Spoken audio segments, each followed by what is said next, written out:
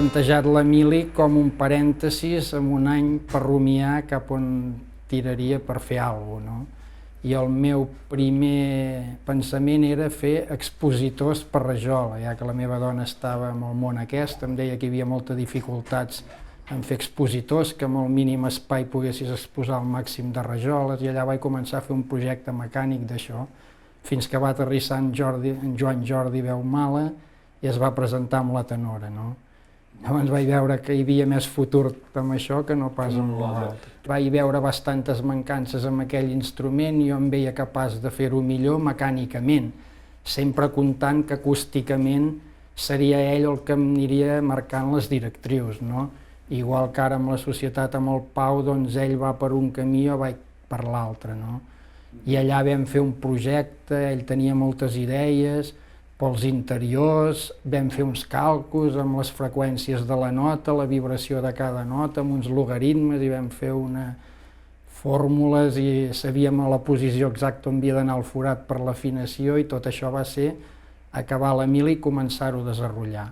Llavors jo no tenia màquines, a l'escola on havia estudiat formació professional em van deixar les màquines per poder començar. El que passa que es va allargar molt el tema perquè em les deixaven amb intervals entre classes.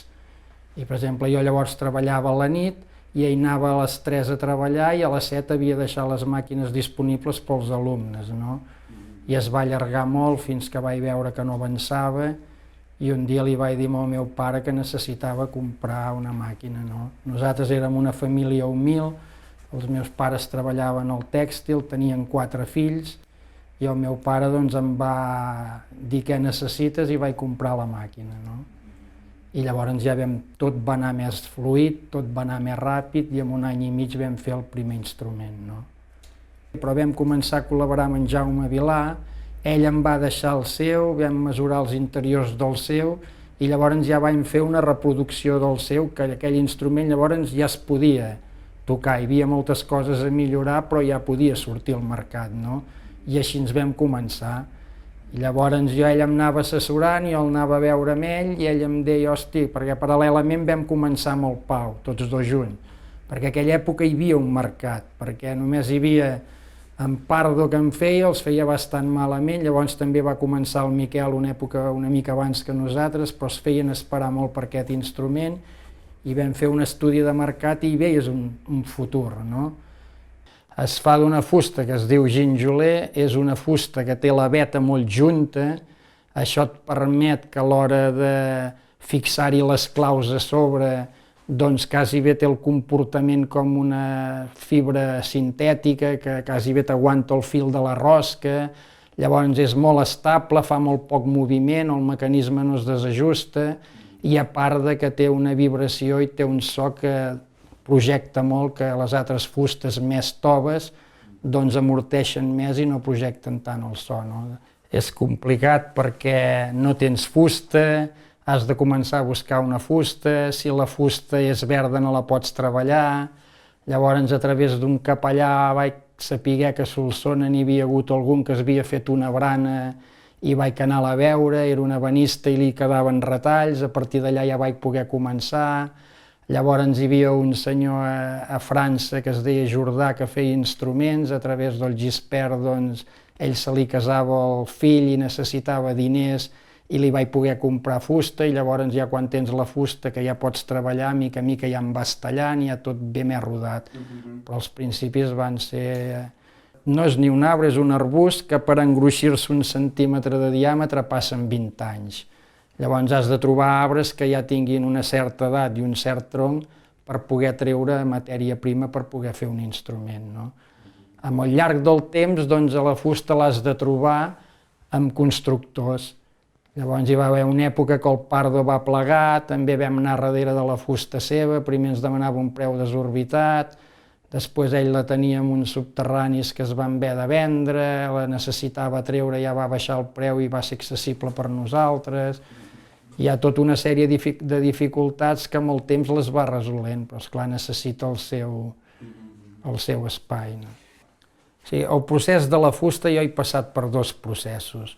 O sigui, he comprat fusta amb un antic constructor, com explicava abans, que és el Jordà de França, i aquest ja em subministrava un tronc partit en forma de tauló.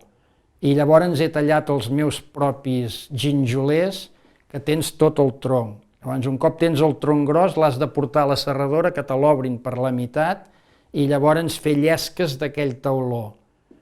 Un cop tens això ho deixa reposar el temps que faci falta. I a partir d'aquest tauló, tu ja vas tallant les peces quadrades per fer cada part de l'instrument.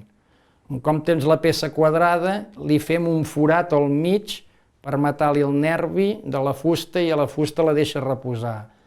Un cop ja té aquest forat al mig, ja el rectifiquem amb un forat més gros i si s'ha mogut una mica la tornes a deixar rectificada. I llavors ja la mandrinem. Un cop la tenim mandrinat amb el forat interior, que sempre es deixa més petit, perquè llavors l'ajustem i passem diversos mandrins.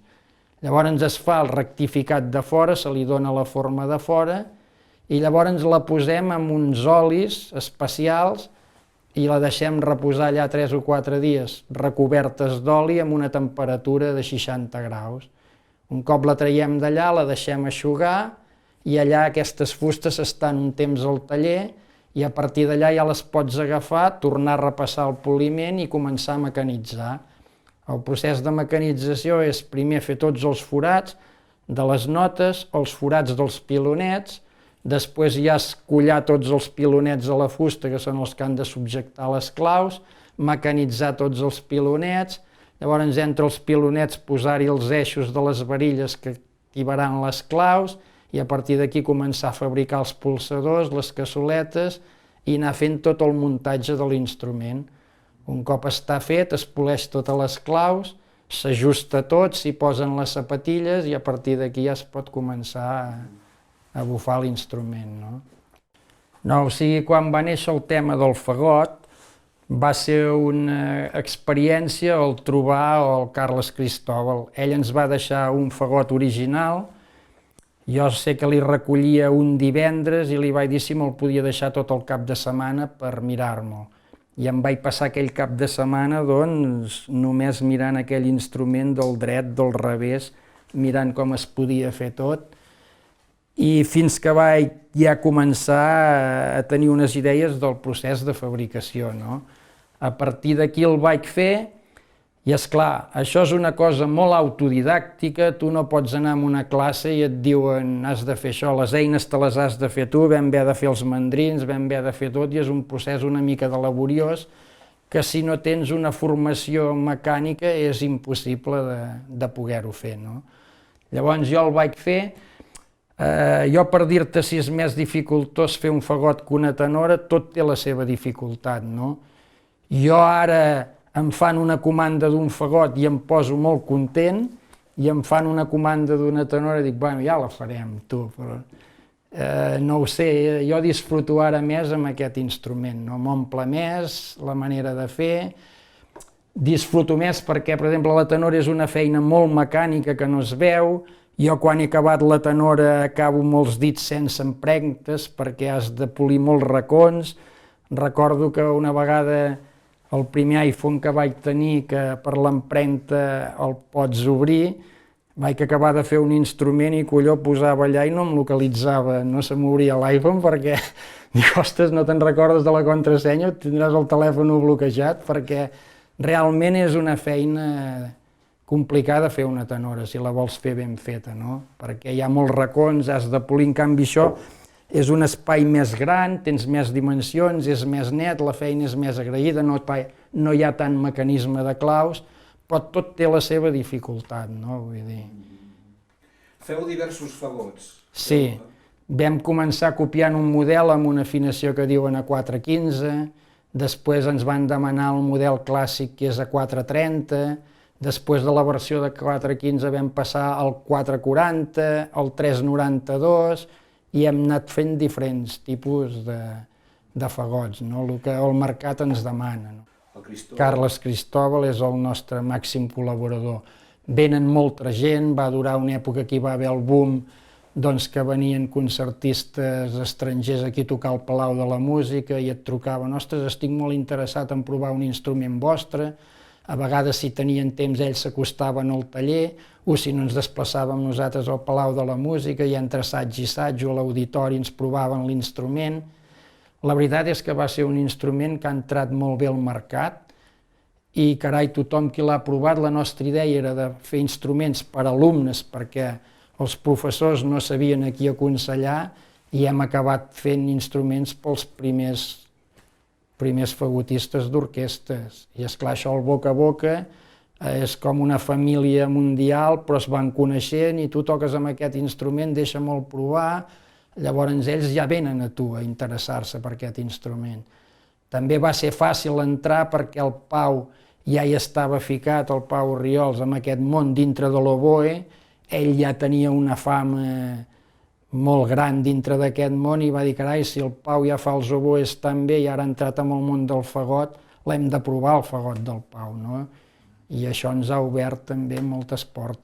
I sempre ens considerem uns privilegiats. Fem una feina que ens omple, que ens agrada, que els músics estan contents, això és la satisfacció que et dona més, perquè jo recordo els meus principis quan el Lluís patia, perquè no li sortien els sobreaguts, en Lluís Pujals, jo també patia. I quan amb el Ferraz el sol se li anava, doncs jo també patia. I jo pensava, hòstia, deixaràs de fer això perquè no hagin de patir els músics, no? Però ara que tot va rodat, escolta, nosaltres només ens felicitem, no?, de tal com van les coses i ens ho fem tot nosaltres, vull dir, el taller no donaria per tenir una altra persona, però per ser nosaltres dos sols, doncs la cosa ens va bé. Tampoc tenim una ambició econòmica desmesurada, vull dir que a vegades a mi em diuen la gent, però per què no t'ho muntes més bé i en podràs fer més? I dic, què, si em faig més si no es venen, què en trec de fer-ne més si el mercat és el que hi ha, no? Vull dir, el Pau amb els oboès dona molts plaços, molta llargada de plaços perquè dona 2 anys, però esclar, el Pau necessita molt temps per rumiar, per fer millores, i ell es guarda un temps. Per exemple, a la setmana diu dilluns, dimarts, dimecres i dijous treballo, però divendres i dissabte investigo. En canvi, jo, com que no he d'investigar, només he de fer les proves que em diu ell, jo sempre produeixo. I esclar, jo faig molta de feina, no? Vull dir...